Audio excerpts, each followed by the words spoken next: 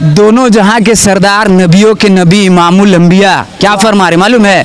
जो जिस मिट्टी में पैदा हुआ, जिस देश में पैदा हुआ, जिस वतन में पैदा हुआ, अगर वो उसका नहीं हुआ तो हमारा भी नहीं।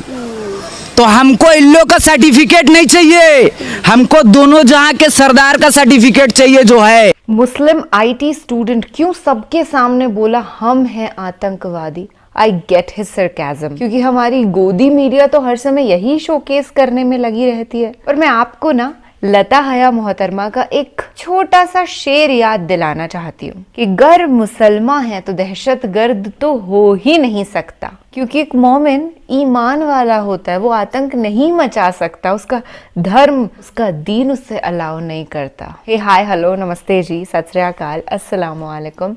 मैं निधि शर्मा इंडिया से, और for the second time in my life मैं ये मुस्लिम आईटी स्टूडेंट भैया को सुनने जा रही हूँ। एंड टू आवर सरप्राइज पूरी इंटरनेट पे इनके सिर्फ 2 ही वीडियो मौजूद हैं। फर्स्ट टाइम पता है हमने इन्हें कब देखा था? जब पहलवान प्रोटेस्ट कर रहे थे, उनके साथ जो यौन उत्पीड़न हुआ था, सेक्सुअल हरासमेंट, उसके खिलाफ, और उन्हें न्याय नहीं मिला। और हमारे भाई यही कह रहे थे कि प्रधानमंत्री हिंदू है, राष्ट्रपति हिंदू है, अरे सारे के सारे अथॉरिटी हिंदू है, फिर हमारी ये हिंदू बहनों के साथ इतना अत्याचार क्यों हो रहा है? इट्स हाई टाइम कि हर हिंदू, मुसलमान, सिख, ईसाई, जैन, बौद्ध, एवरीवन, हमारे भारत देश के हर निवासी को जाग जाना चाहिए और ये जो डर्टी पॉलिटिक्स है ना, इसको समझने की कोशिश करनी चाहिए और बीजेपी को हरगिज वोट नहीं देना चाहिए। अपने आप को हजरत मोहम्मद सल्लल्लाहु ताला अलैहि वसल्लम साहब का उम्मती बताते हैं ये, और हर इंडियन का दिल जीत जाते हैं ये। और अंध भक्तों को इनके शब्द लगते हैं कड़वे,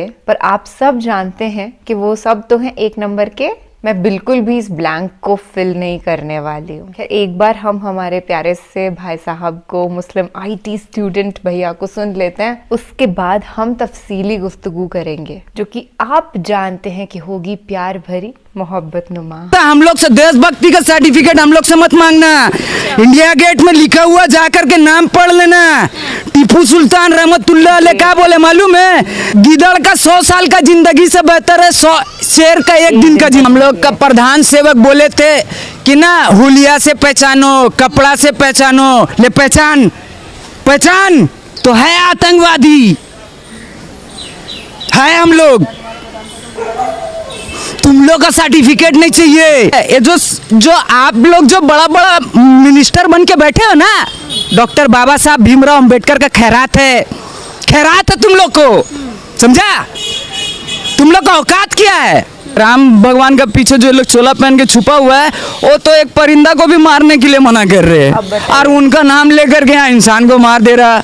लोकसभा चुनाव 2024 में बहुत कम समय रह गया है, लेकिन ऐसे में 3 माह यानी कि मणिपुर, महंगाई और मेवात 3 ऐसे मुद्दे हैं जिसपे लगातार विपक्ष से लेकर जनता सत्ताधारी लोगों से सवाल पूछने की कोशिश कर रही है, और सवाल कर रहे हैं कि आखिर 3 मुद्दों पर सरकार जवाब क्यों नहीं देती। और 2024 में अगर आप इन 3 मुद्दों पर जवाब नहीं देते तो कैसे तय कर सकते हैं कि 2024 आप ही जीतने वाले?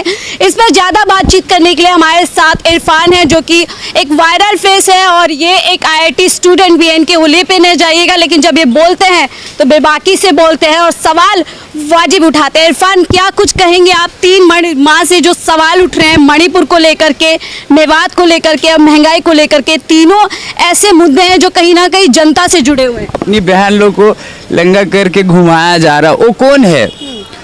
वो आदिवासी क्या हिंदू नहीं है? वो कौन है? वो एक जवान लड़की को उसका भाई का सामने जो उसका साथ किया गया है, इससे क्या मैसेज जा रहा है? मैसेज क्या जा रहा है? मणिपुर इंडिया का हिस्सा नहीं है, वो इंडियन नहीं है। टुकड़ा बोल रही है सरकार जिगर का। टुकड़ा बोलने से नहीं होता है, दिखाना होता है। जब जिस्म का कोई हिस्सा को तकलीफ होता है ना, तो पूरा जिस्म बेचैन हो जाता है। पीड़ा तो होती है, पीएम मोदी को कह रहे हैं पीड़ा भी है, दुख भी है, और बख्शा नहीं जाएगा आरोपी जो लोग हैं। कब? When will justice prevail, यार? अभी नूह में जो दंगा हुआ तो उसमें तो पहले क्लियर था ना, क्लियर? क्या क्लियर था पहले से? आप तो देख ही रहे हैं कि एक आदमी जो वो जुनैद और नासिर को जो जिंदा जला दिया है, उसका खिलाफ में एफआईआर सब कुछ होने के बाद भी उसको कोई नोटिस तक का नहीं है। और कोई आम आदमी अगर कुछ पूछ ले बोल दे तो उसको तो भाई बोलने का मौका ही नहीं है, फिर उसको तो डायरेक्ट उठा के जेल में डाल दे, एनएसए लगा दे, यूएपीए लगा दे, पता नहीं क्या क्या एक्स्ट्रा ऑर्डिनरी कानून सब बना दिए। डॉक्टर बाबा साहब भीमराव अंबेडकर हम लोग के लिए जितना कानून बनाए थे ना, इतना इनफ है हम लोग के लिए। और संशोधन जो करने के लिए बोले थे ना डॉक्टर बाबा साहब भीमराव अंबेडकर, तो किसके लिए बोले थे संशोधन करें मालूम है? ये नेता लोग के लिए। 3 टर्म हो गए इन लोग के पास, सिर्फ दिखाओ तुम्हारे अंदर कितना टैलेंट है, दिखाओ। 3 टर्म के बाद और कोई नहीं आएगा, दूसरा 4 टर्म कोई नहीं आएगा। लेकिन आज देख लीजिए, मुंह से आवाज नहीं निकल रहा, लेकिन है बन के मिनिस्टर। अब वही नेता कह रहे हैं संविधान को बदलेंगे, ये गुलामी के टाइम का संविधान है, अब नया संविधान चाहिए। देखिए ये कोई आज नया बात नहीं है, ठीक है ना। तो हम लोग जो अगस्त महीना अभी 15 अगस्त जो मनाए है ना, ये 1945 में ही नेताजी सुभाष चंद्र बोस ना झंडा फहरा देते, ठीक है, दिल्ली में। आपको याद होगा नेताजी सुभाष चंद्र बोस का नारा, तुम मुझे खून दो मैं तुम्हें आज़ादी दूंगा। और नेताजी सुभाष चंद्र बोस क्या बोले थे मालूम है?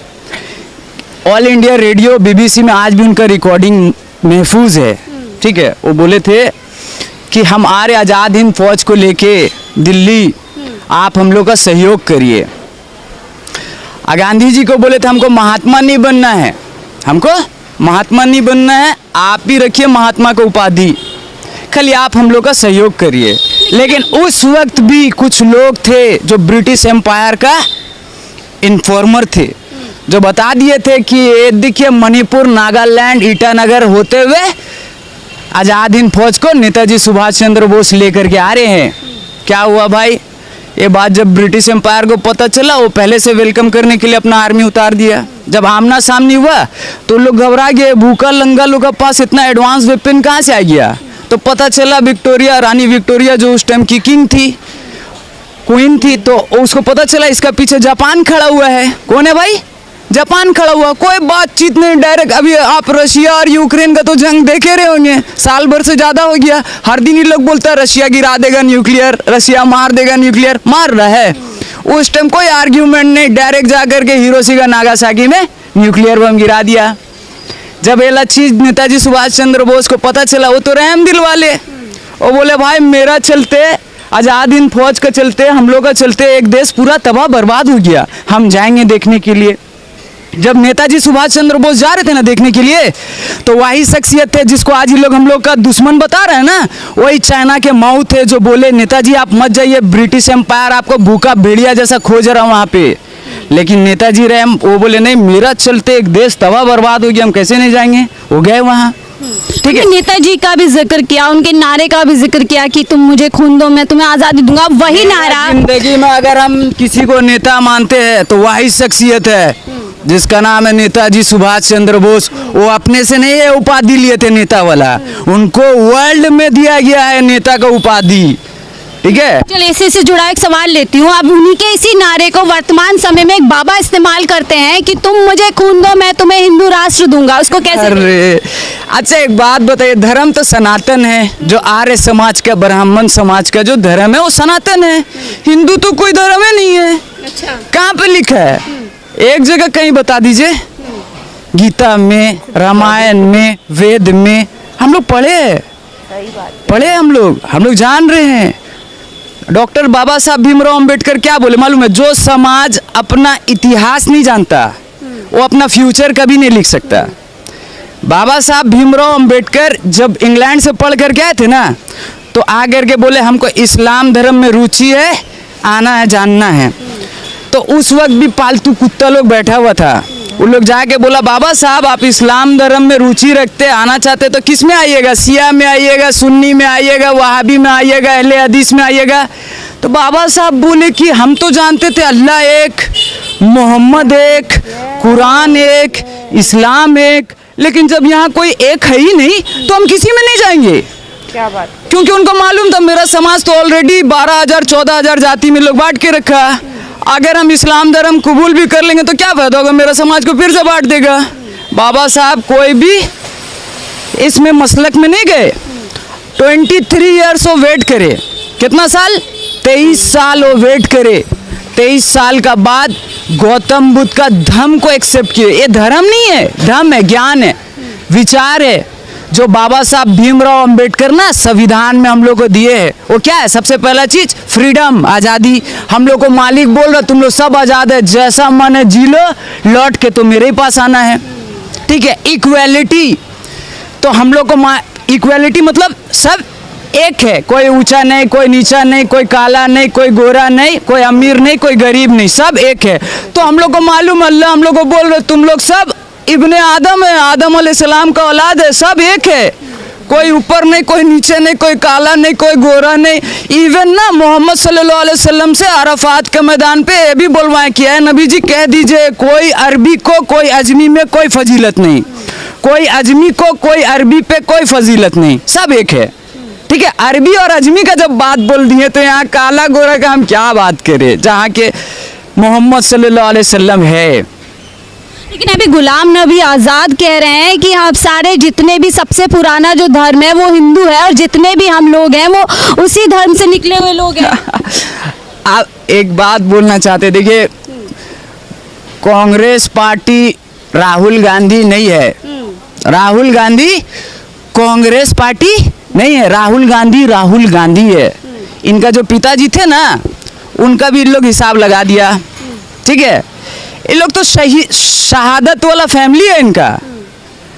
और आज मेरे को बड़ी खुशी है, राहुल गांधी जी से भी हम कुछ कहना चाहेंगे कि वो जो पार्लियामेंट में जो बोले हैं ना, कसम खुदा की, पहला आपका अगर पसीना निकलेगा ना तो इधर खून बहेगा, खून।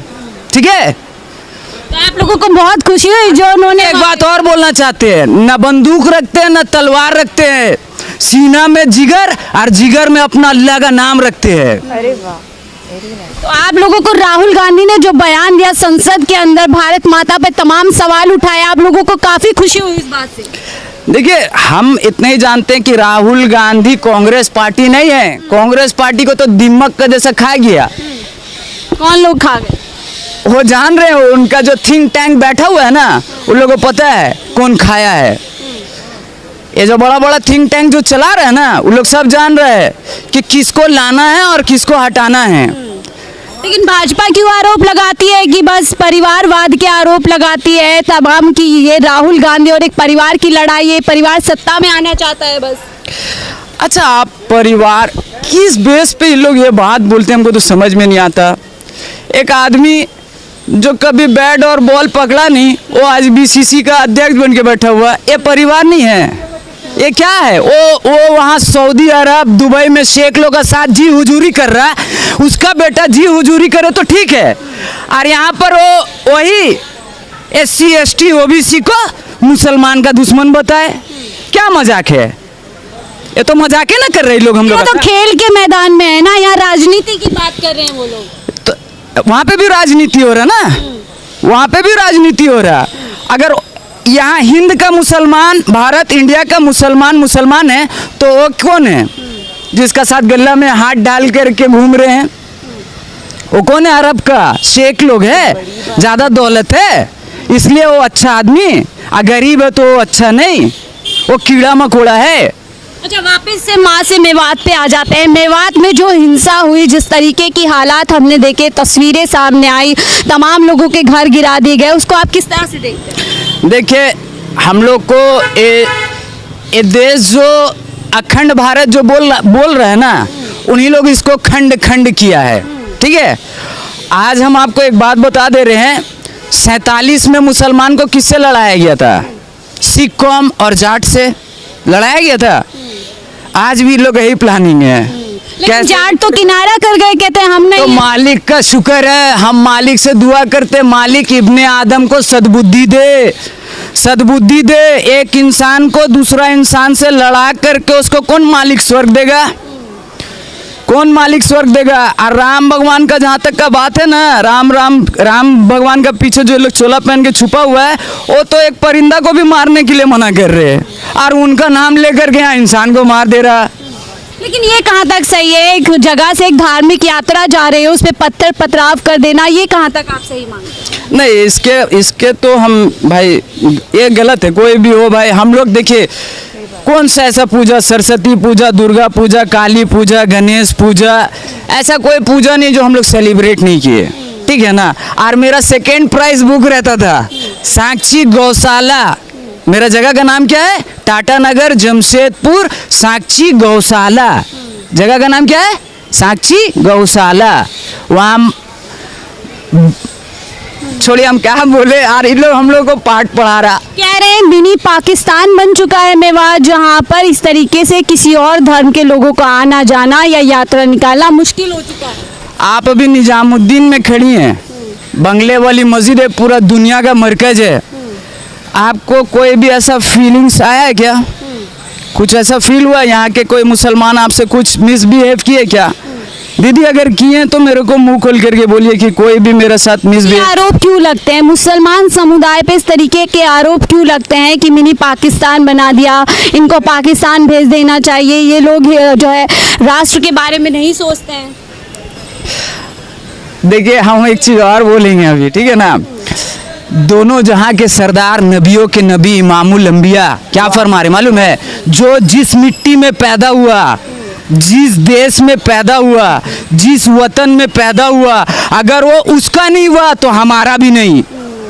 तो हमको इन लोग का सर्टिफिकेट नहीं चाहिए, हमको दोनों जहां के सरदार का सर्टिफिकेट चाहिए जो है। वाह, 100% करेक्ट स्टेटमेंट इनका था। अब आप बताइए कि कोई इस्लाम धर्म को फॉलो करने वाला इंसान कभी अपने देश के साथ गद्दारी कर ही नहीं सकता। और ये सच है कि हर धर्म के अंदर हमको यही पैगाम दिया गया है कि चैन, शांति, अमन से रहो, पेट्रियोटिक रहो, अपने वतन से प्यार करो और उसके प्रति वफादार रहो, ईमानदार रहो। तो फिर क्यों ये लोग धर्म का नाम लेकर के लड़ाई करते हैं, करवाते हैं एक्चुअली? क्योंकि मजहब तो हरगिज नहीं सिखाता आपस में बैर रखना। हिंदी है हम, वतन है, हिंदुस्तां हमारा, ये भी एक मुसलमान ने लिखा था, हजरत अल्लामा इकबाल साहब ने लिखा था। और इन्होंने सही कहा कि इनको वैलिडेशन सरकार से नहीं चाहिए, बल्कि दोनों जहानों का जो मालिक है उनसे चाहिए। अभी भी इतना कुछ देखने, सुनने, समझने के बाद भी अगर किसी की आंखें नहीं खुलती हैं तो भगवान मालिक है, हम कुछ नहीं कर सकते। पर अगर थोड़ा सा भी कॉमन सेंस होगा ना तो समझ जाएंगे कि असली देशभक्त कौन है और अंधभक्त कौन है। आज ही मैं कुछ सामान लेने के लिए दुकान पर गई तो वहां पर अंदर से मुझे आवाज आ रही थी, न्यूज पर बुलडोजर योजना को दिखाया जा रहा था कि यहाँ बुलडोजर चलेगा, वहां बुलडोजर चलेगा। और कई सारे लोगों को लगता है कि ये सही है। एक बार खुद जाकर के जो गरीब लोग रह रहे हैं ना, सालों साल, सदियों से उन जगहों पे, उनके ख्यालात, जज्बात आप पूछिए। आंखों में से आंसू ना आ जाए ना तो नाम बदल देना। वो भी हम और आपकी तरह इंसान ही है, कोई इतना सा भी डिफरेंस नहीं है। इतने छोटे छोटे मासूम बच्चे, बुजुर्ग, औरतें, आदमी, पल भर में उनके सारे सपने उजाड़ दीजिए और उन्हें सड़क पर ला करके खड़ा कर दीजिए। ये है बुलडोजर योजना। गरीबों के घर तबाह करना है बुलडोजर योजना। तो आखिरी में यही दरख्वास्त है मेरी कि सोच समझ करके अपना नेता चुनिए। अरविंद केजरीवाल सर ने कहा था कि कहीं वो अनपढ़ तो नहीं है, कहीं तुम्हारे देश का राजा इलिटरेट तो नहीं है। उसकी वजह से भी काफी प्रॉब्लम्स ओरिजिनेट हो जाती है ना। चलिए ख्याल रखिएगा अपना और अपने सभी घर वालों का। खुश रहिएगा, इंसाफ की मांग करिएगा और हमेशा सच का साथ दीजिएगा। शब्बा खैर, शुभ रात्रि, अल्लाह।